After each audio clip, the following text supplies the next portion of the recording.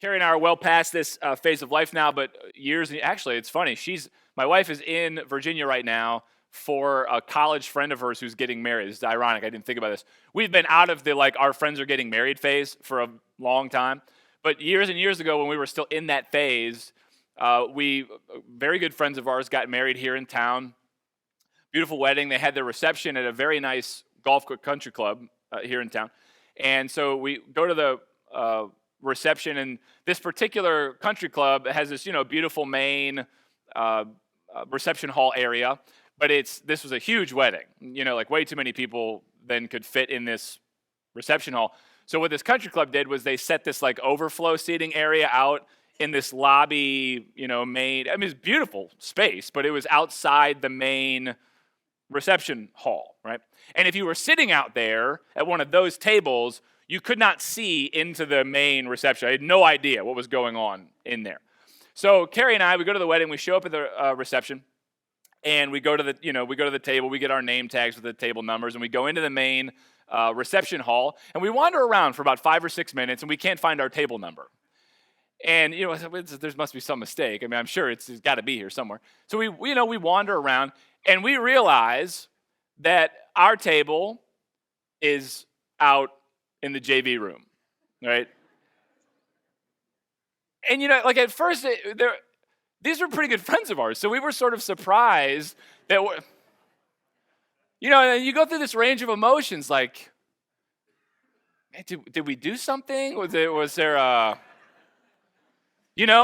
And then I don't know if Carrie did this. I did. I start looking around. I know I'm more important than that person. There's no way that person gets in before me. So anyway, so we're sitting out in the in this extra lobby space, and the whole night this was the topic of conversation because everybody's feeling the same way. It's like, can you believe we got sat at the kids' table? I know, this is so weird. They must be cutting the cake. They must be having their first date. You couldn't see anything that was going on in there. So we just, in our insecurity, we just kind of joked about it all night. I guess we're not very good friends. And we still, so to this day, I'm telling it as a story at church. To this day, when I bump into people that we sat with that night, we still sort of joke about it. Hey, remember that time? Remember when we thought we were friends with them and then we weren't? It was so cool. You probably have had an experience like that, where you thought maybe you were better friends with somebody than they thought you were, or maybe you haven't. Maybe I'm the only one with no friends. Maybe I didn't realize I was pastoring the popular kid church. Okay. What we've been doing is talking about aspects of American culture that, if misunderstood or uncritically accepted, can shape you in ways that are in conflict with the way of Jesus. And so we spent 5 weeks talking about progress, sort of America's aimless pursuit of more. It's never enough. Last week we shifted gears and started talking about freedom. There is no single word that is more synonymously associated with American culture than the word freedom. And we tend to understand freedom in libertarian terms as the ability to do what we want. And last week I just made the simple argument if that's how you understand freedom, if freedom, and don't get me wrong, that is a type of freedom, and it's an important type, so it's not just to be thrown out. But if you ultimately understand freedom as the ability to do what you want, it's going to misshape you. It's going to shape you in ways that are in conflict with the way of Christ. So what we're doing is we're going to spend the next 3 weeks kind of working off of that argument and talking about practices that the Christian faith offers to people as a way of saying, okay, let's push back against that. Let's name that. And in order to cast it out of our lives, let's actually do something. Let's not just talk about it. Let's actually try to shape our lives in a different way by engaging in different behaviors, habits that over time shape a different kind of life. So I'm going to drill into this topic of freedom a little more, talk about a related concept that'll get at our first practice for this morning. Our text comes from Luke's Gospel, chapter 14. You'll pick up the connection to my opening story in just a second. One Sabbath day, Jesus went to eat dinner in the home of a leader of the Pharisees, and the people were watching him closely. When Jesus noticed that all who had come to the dinner were trying to sit in the seats of honor near the head of the table, he gave them this advice. When you're invited to a wedding feast, don't sit in the seat of honor.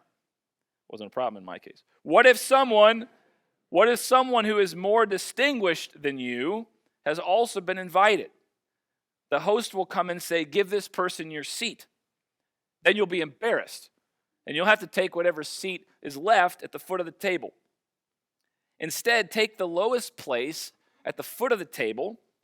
Then, when your host sees you, he'll come and say, friend, we have a better place for you.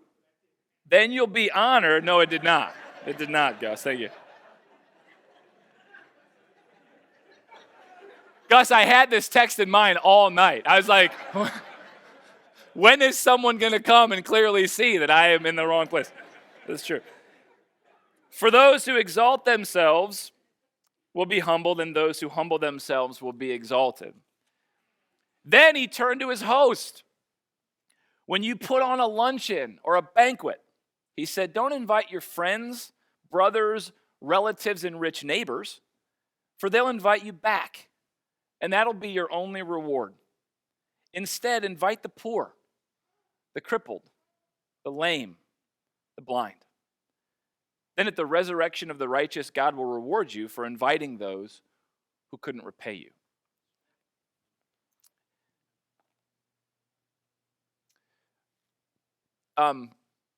Jesus teaches at the synagogue, a local synagogue. It's a Sabbath day. When the Sabbath is, the synagogue service is over, the leader of the Pharisees, so this would be a prominent religious person. He goes to the home of this person, and this person's throwing a dinner party. And Jesus notices that all of the people who have been invited, who were also probably religious leaders, probably to some degree influential in their community. They've been invited to this party. And he notices that they're all jockeying for the best seats at the table. And so he gives them some practical advice. So in Jewish culture, not entirely unlike ours, if you were going to throw a party, you sat people according to rank, distinction. So if you were throwing a wedding party, for instance, that's the illustration Jesus will use. If you're throwing a wedding party, and you probably most of you have been through this, where you have to sit down and do the seating chart, and where are you going to put Aunt Susie and Uncle Will and crazy cousin Larry? Where are these people going to sit? You would sit people. The more important people would get whatever you consider to be the more prominent seats, and oftentimes the more important people would show up a little late. It's a little pomp. You want to get to parties fashionably late. You want everybody to see you arrive. You want to be the early person who's sitting there all by yourself with no one to talk to. So you'd show up a little late, and if you happen to be there early and chose too prominent of a seat, you might suffer the social embarrassment of getting asked to move back. And so Jesus just gives these people very practical advice. He says, look, rather than choosing the more prominent seat at first, just take the seat at the end of the table. I mean, there's an off chance you might get asked to move up, which would be great for you, certainly better than getting asked to move back. But even if that doesn't happen, Gus, you're not out anything, right? You weren't going to get asked to sit there anyway. Perfectly reasonable advice. I think whether you believe that Jesus is the Son of God or not, you could hear that and go, that sounds like it makes sense. I don't want to be the embarrassed one. I'd much rather be honored, right, than embarrassed. So it's good advice. But as I'm reading the text and I'm thinking, why should he have to give that advice? I mean, this is one of those places where why should Jesus have to open his mouth and give a piece of advice that should be seemingly self-evident? Why does anyone choose or want to sit in the seat of honor? What is it about us It either thinks we should have it or we want it badly enough that when you don't get it, you spend the rest of the night in your insecurity wondering why. Right? What is it about us that would rather sit in this seat that is perceived as important or prominent versus at the end of the table where nobody will even know that we're at the party? What's going on in us? Maybe this doesn't apply. You can just go to sleep. But if you've ever had this experience where either you expected a certain level of recognition or you wanted a certain level of recognition and you didn't get it, or maybe you're so used to getting that level of recognition that it's hard for you to imagine life where you didn't, what is going on there? What I'd like to suggest is that it relates to this concept of freedom. I think it has something to do with power. As I've just been thinking and reflecting on this, I think it has something to do with power. But power understood in a particular way. Because like freedom, there's different ways to understand power. I think it has to do with power understood as the ability to control. And a lot of times that's how we think about power in our culture. Power is the ability to control. I have power to the extent that I can determine my reality, my circumstances.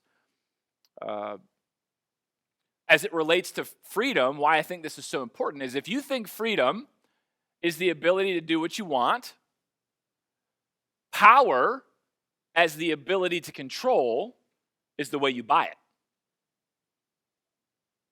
Power is the means to an end.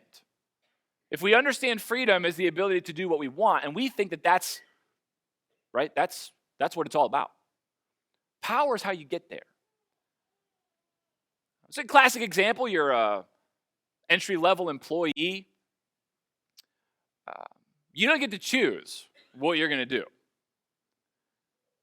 You got to be at work at a certain time. You have to leave at a certain time. You got to sit in a certain place.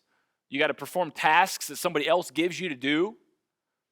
You have no control over your circumstances. You can't do anything you want. You have no power. You stay there long enough, do a decent job, maybe kiss up a little bit, maybe you get moved. And as you get moved, you sort of ascend this hierarchy. Maybe you're doing it intentionally. Maybe you're not doing it intentionally, but it's just happening, You're moving up the ladder. And what you begin to realize is like you have some control. You have some power. You can begin, people are answering to you now. You can begin to shape your reality in a way that benefits you. I mean, maybe I don't want to come to work at 8 o'clock. When I was entry level, I had no choice. That's what time I got to be there. But now, I got some power. I can control. So I don't want to come in at 8. Maybe I want to come in at 8:30 or 9 o'clock. I can do that. Maybe I don't want to do this particular part of my job. I can offload that to somebody else because I can control. I have power. Power understood as the ability to control buys me freedom understood as the ability to do what I want. But last week I talked about, I think, that way of understanding freedom ironically, leaves us enslaved. We want to sit at the seat of honor. I don't know that it applies specifically. There's different reasons for this, and I wasn't thinking about it at the time. But I think the reason that we choose a seat of honor, and I mean that literally or I mean that metaphorically, when we want to be recognized, it's because the important people, or the people who are perceived as being important, those are the ones who get to call the shots. Those are the people who get to shape life, shape reality. I think that's why we want it. It isn't just because, vanity has something to do with it. We want to be seen a certain way, but I think ultimately we want to be important people, or we want to be perceived as important people to somebody, Because if you sit in the seat of honor, that means you probably have the social and relational capital to shape the world the way you want it to be, in a way that benefits you, makes you more free, right, in this libertarian sense. But the irony is that I think you end up enslaved. In this case, you end up enslaved to the thoughts and perceptions of other people. So what the Arbinger Institute calls the must be seen as box. I have one. There's different ways that you kind of go through the world. I carry around a must be seen as box. So I'm always thinking about how other people perceive me. And when you spend all of your time and energy thinking about how other people are perceiving you, you don't have any time or energy to think about how you're regarding them. And from a Christian perspective, that's far more important. This is a simple rule. You'll have a lot more friends in life if you spend less time caring what people think about you and spend more time making sure other people know how you think about them. Assuming how you think about them is good. If not, keep your mouth shut. When you spend all of your time thinking about how you're perceived, you can't spend any time thinking about how you regard other people. Are you thinking about them rightly? Are you thinking about them fairly? Are you thinking about them at all? When I'm the person who has to have the seat of honor, then that means nobody else can have it. You've seen this at work, like when you're at like the little kid birthday party and they're, the kid whose birthday it's not is like going insane because somebody else gets presents. When you're preoccupied with how you're viewed and thought about, you can't think about other people. You can't make space for other people to be honored. So I spend the whole night sort of in my insecurity joking around about how we didn't make the varsity room. I don't recall spending any time asking anybody at my table how they were doing. How's your life? What's going on with your family? Are you struggling with anything? I don't recall asking anybody a question about them. You see what I mean? We end up, when we think that freedom is the ability to do what we want, power as the ability to control is the means to an end. But we end up not free at all. We end up trapped. It's a great picture of this. Forgive me, I got little kids, so, animated films are like, this is what we do. A great picture of this is Jafar from the movie Aladdin. You've seen the movie Aladdin? Jafar is like the associate to the Sultan, and his evil wish is to be in charge of everything. And so his plan is he's heard about this genie, so he wants to steal the genie bottle and then make the genie grant his evil wishes, which he succeeds at doing. So at the end of the movie, he's got the genie, and he wants to be the guy in charge. So he makes 2 wishes and becomes this sorcerer or whatever. And then he realizes, wait. The most powerful being in the world is actually the genie himself. And so he uses his 3rd wish to make the genie turn him into a genie. Now, in the movie, it looks like what Jafar is after is this power. I don't think that's what he's after. I don't think that's what anybody is ultimately after when they pursue power as the ability to control. I think they're after freedom, misunderstood. I think they're after this sense of, if I have everything and I don't have to give anything, wouldn't that be the best life? I would be totally free. I'd be free of everything. If I have everything and have to give nothing, I would be a completely free person. That's what I want. What does it take to get that? Well, it takes ultimate power. You have to be able to control everything. I think that's what he's after. And what he does not realize is that a genie, despite having phenomenal cosmic power, is confined to an itty-bitty living space. Right? Genies spend their whole lives living in a bottle at the behest of other people. See? It's a great picture of seeking power as a means to freedom, all misunderstood. And you end up living in this little bitty space, a slave to everybody else's wishes. Like freedom, power is often misunderstood. People who think that power is great because it's a means to control, I think, misunderstand power. But I also think people, and you'll see this in a lot of Christian circles, people talk about power as if it's an inherently bad thing, which I think is also a mistake. Power understood Christianly is an inherently good thing. God demonstrates power in creation, making stuff. And then God gives power to human beings made in God's image for the same purpose. And what's cool about these sort of opening stories is, so God makes all the stuff, and he says, this is good. And then God makes human beings and gives them power as the ability to create, to take the stuff God has made and cultivate more life with it. And God says, now this is very good. Creation is good. The ability to create, very good. Power is not the ability to control. That's a form of power. And it comes in different manifestations, right? Coercion is a type of power. Violence is certainly a type of power. I would say that those are fundamental, certainly any expression of power that does harm. Power, rightly understood, Christian power, is the ability to create.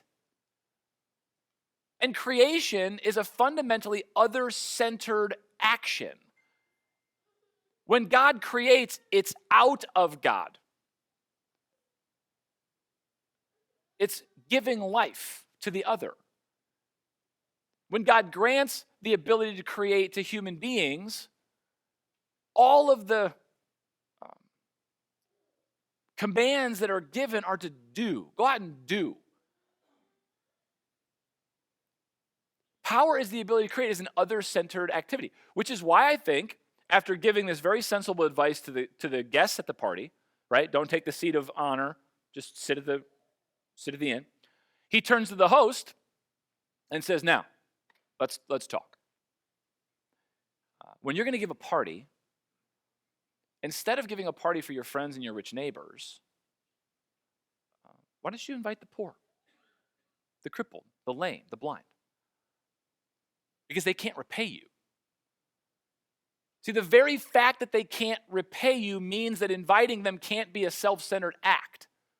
So you can invite all of your friends and your rich neighbors, and what you're going to do is you're just going to create this sort of insular world where we just bestow honor on each other.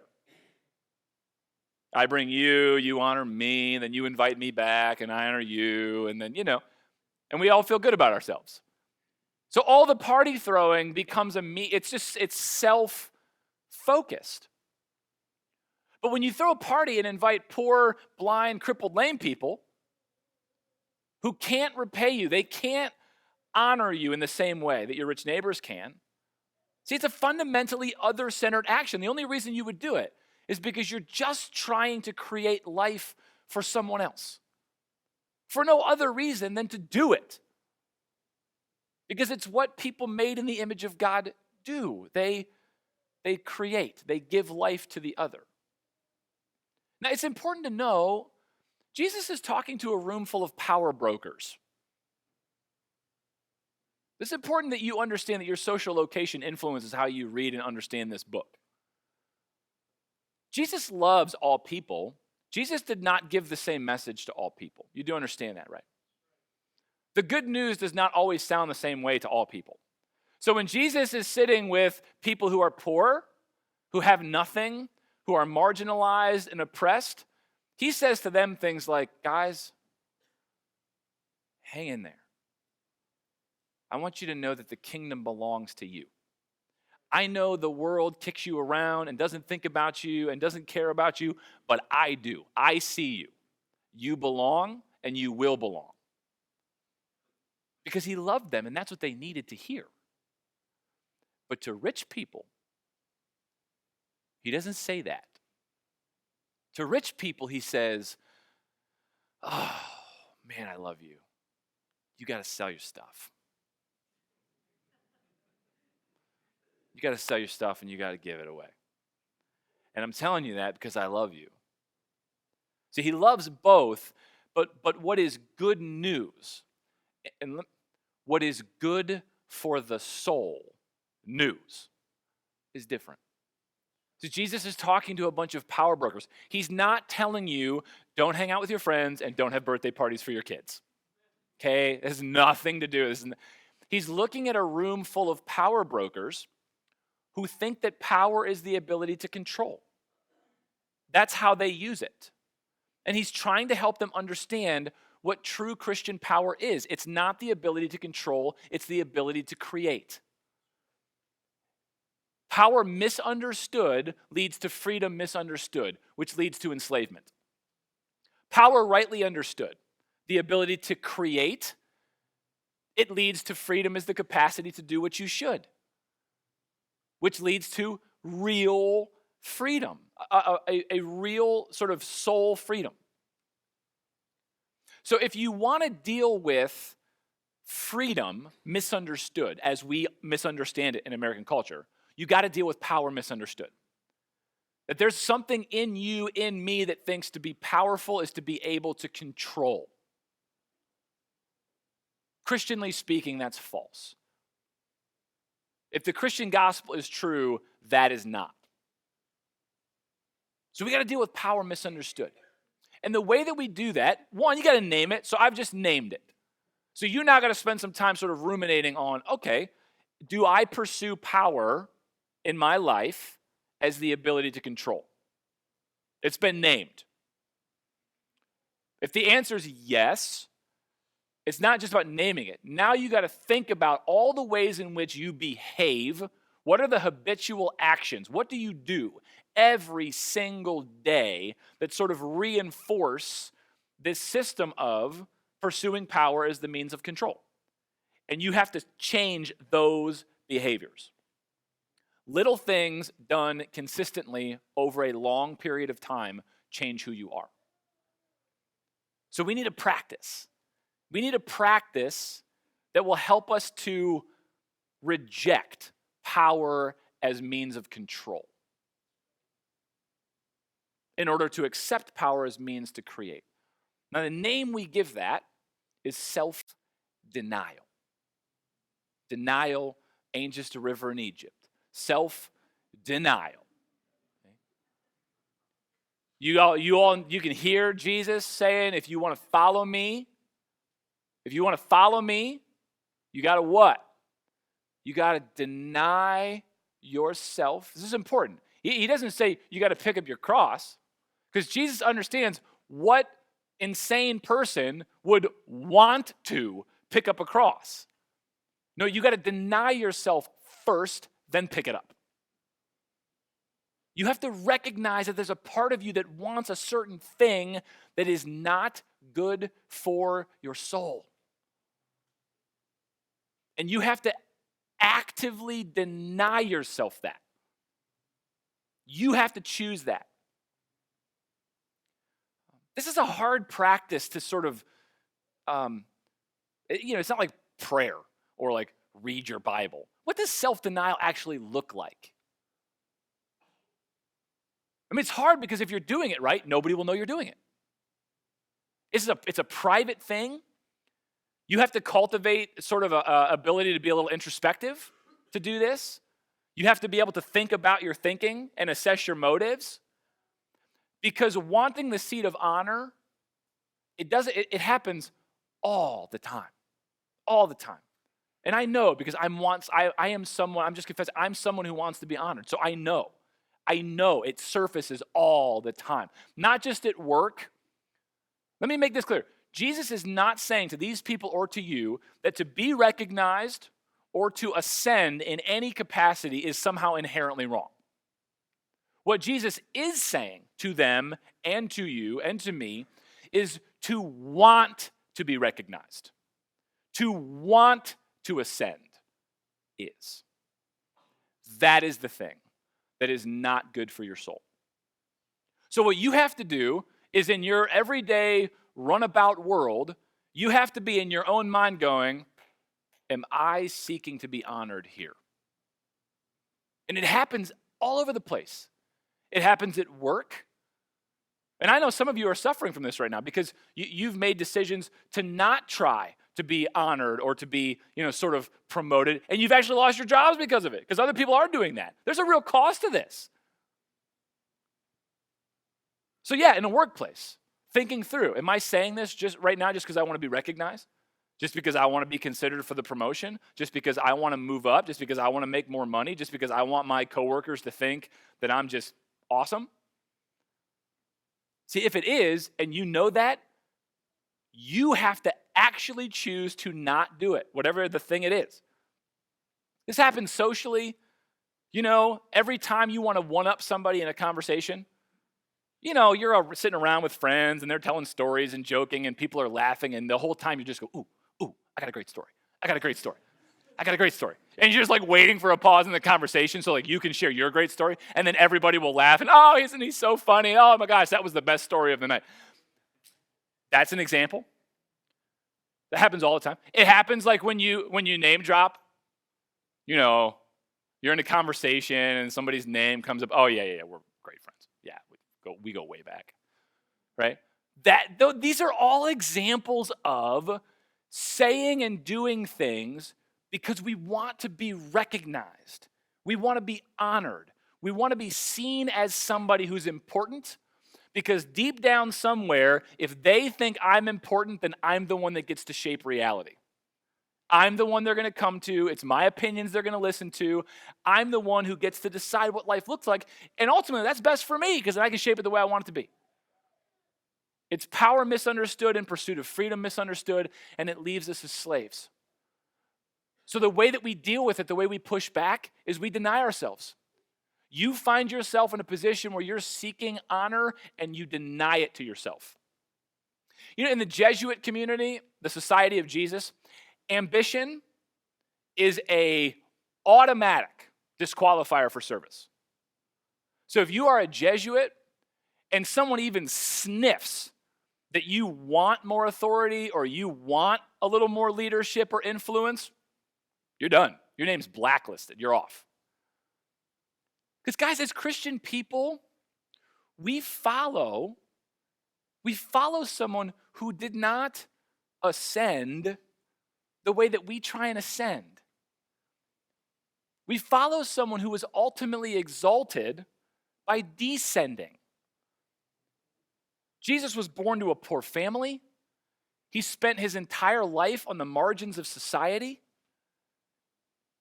As a rabbi and king, he did not demand to be exalted. He did not demand the kind of reverence that we typically give to people in those offices. I mean, he stooped down and washed people's feet. He was not given some big golden throne to sit on. He was hung on wood. His crown was made of thorns. You and I need to be very, very careful. People who call themselves followers of Jesus need to be very, very careful with power. It's something that you need to think very critically about. It's something you need to be very, very careful how you use. Because power misunderstood. Power is the ability to control. It leaves you enslaved, and it hurts the people around you. It does not lead to the kingdom of God. But power is the ability to create, frees you.